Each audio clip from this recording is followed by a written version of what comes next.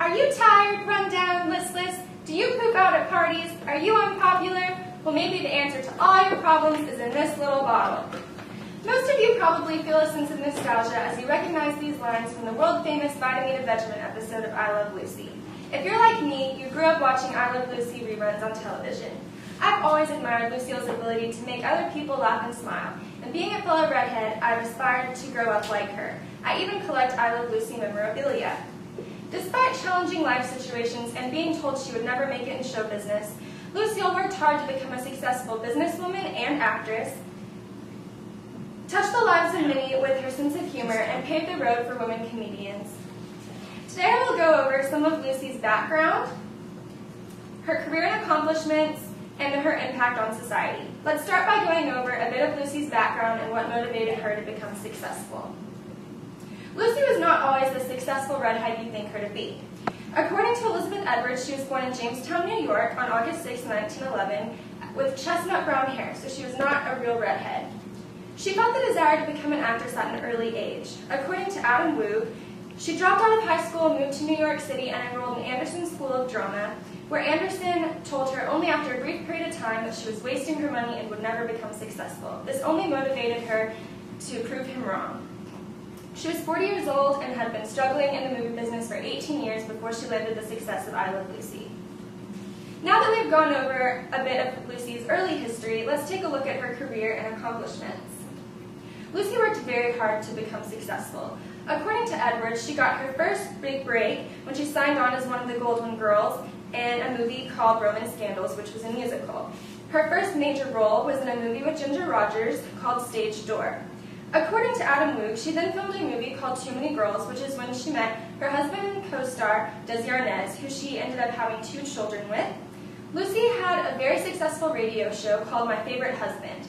After this, she decided she wanted to move on to TV, and the idea for I Love Lucy came about. According to Fruit, part of the reasoning that Lucy wanted to move to television was to save her marriage. Desi's constant touring with his nightclub act and all the drinking and womanizing that went along with it put a major strain on their marriage. CBS wanted to pick up the show, but they did not want a Cuban band leader cast as Lucy's husband. Lucy was very persistent and refused to let anyone else play the part, and she eventually got her way, and Desi was cast as Ricky Ricardo. According to Woog, I Love Lucy ran for 9 years, and when the show ended, so did her marriage. Beforehand, however, Desi and Lucy created Desi Lou Productions together, their own production studio. Once they were separated, Lucy took over and became president and proved herself to be a very successful career woman. According to Tim Fruit, she received many awards for her excellent comedic and acting skills. She received 2 Emmys for I Love Lucy and 2 more for The Lucy Show, which is a sitcom she picked up after I Love Lucy ended. She was inducted into the Academy of Television Arts and Sciences Hall of Fame in 1984, and she also received the Presidential Medal of Freedom in 1989, the year of her death. Now that we know all about Lucy's life, let's take a look at her impact on the world. Lucille Ball made a huge impact on society, especially with women. She proved that women could be just as successful comedians as men. She paved the way for many female comedians to follow, such as Carol Burnett. According to Edwards, she was the first woman to incorporate pregnancy into a sitcom. This paved the road for other females to do the same and keep their jobs in the future. She helped mixed marriages become more noticed and accepted. According to Adam Woog, when she was accused of being a communist during the Red Scare, her devotion from her loyal fans helped her get past this accusation. Now let's sum up what you've learned about Lucille Ball. Today, you learned about Lucy's background, her career and accomplishments, and her impact on the world. Maybe the answer to all your little problems is not in this little bottle, but really lies in how Lucille Ball lived her life.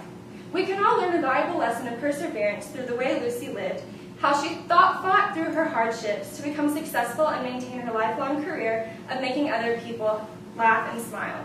If everyone were as determined and positive as Lucille Ball, the world would be a much more cheerful place.